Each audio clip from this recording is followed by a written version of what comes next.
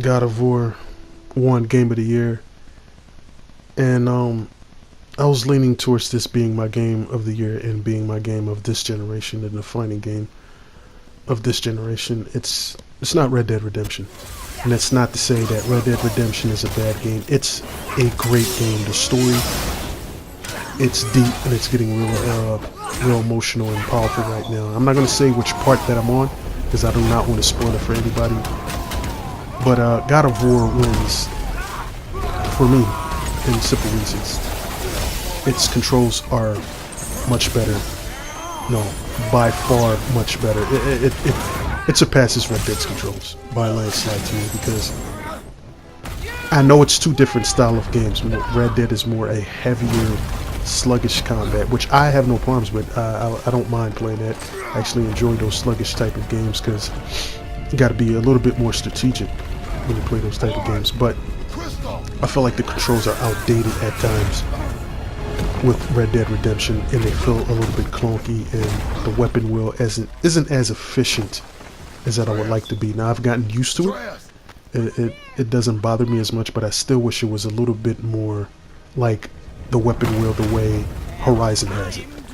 To me, Horizon just had it by far better. It was just, everything was just situated right at your fingertips, a little bit more easier than the way Red Dead has it. Items, I believe all the items, all your weapons was just within the weapon wheel, or whatever modifications you made out of the weapon wheel would stick with that weapon the way Horizon had it. So it was pretty well constructed the way Horizon. I wish not God of War, I wish Red Dead would have had a similar